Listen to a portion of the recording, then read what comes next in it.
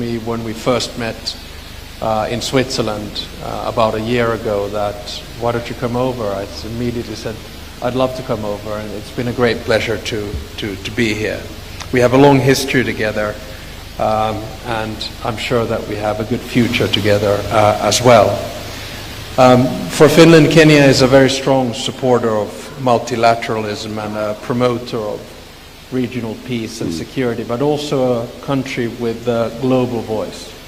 Whether it's Russia's war of aggression in Ukraine or whether it's issues in the Middle East, Kenya has always been one of those pillars of peace, and that's why I'm especially happy that we have signed the Memorandum of Understanding linked to peace mediation. Finland and Kenya, as I noted, have had long-term good relations, and we share, I think, building a multilateral world. I mean, Finland is a small country. We're 5.6 million. Compare that with Kenya, 56 million. I think we live in a world where the world order is changing. It'll take about 5 to 10 years for it to settle down, and there will be a set of key states which decide whether we tilt towards multilateral cooperation or perhaps a bit more multipolar transaction. And Kenya is certainly one of those countries. India, obviously, another one, or say Brazil in Latin America. So it's been a great privilege to listen to your analysis about the regional conflicts and how we can work common interests linked to peace and development together. In many ways, it's a paradox, I would argue, that in today's world where we need more cooperation than ever, we're actually seeing a diversification towards different types of transactional deals. We need to work together on the subjects that we discussed today: climate change, forestry, development, global health, technology, economy. And I'm sure that countries which might be far away but still in the same time zone will have many opportunities to cooperate together. And I don't say this just as a diplomatic nicety.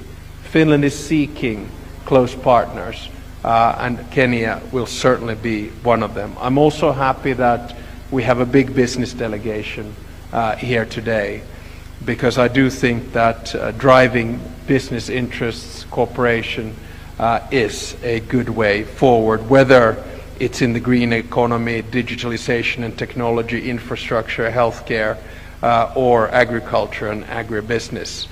My final point is to say that William and I had the opportunity to first have bilateral discussions where we were able to deal with a broad range of issues, whether global, regional or bilateral. We also talked about the big shifts that we're seeing worldwide in democracy in today's world. We talked about NGOs and the importance of their role in society. We have to remember that democracy is something that you not only have to protect, but you have to work at all times. And I think William and I share that goal, and we feel very strongly that working towards more liberal democratic societies where the rule of law is the basis and foundation, where human rights are at the center of whatever we do, is the best way to push the dossier forward.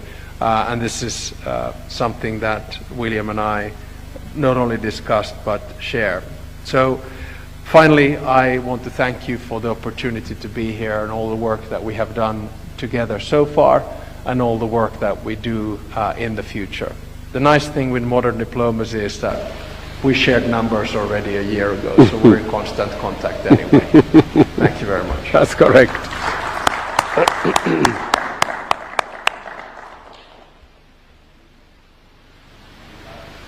And that brings us to the end of the joint press briefing from the two heads of state. Do they have any questions? And they have given us time for questions. So if we have any questions, we'll take a few. Remember to mention your name, the media house you represent, and let's try and keep the questions as tight as possible.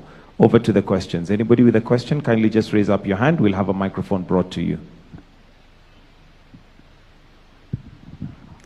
Yeah, thank you for that. I'm Steve Otieno for the Daily Nation here in Kenya.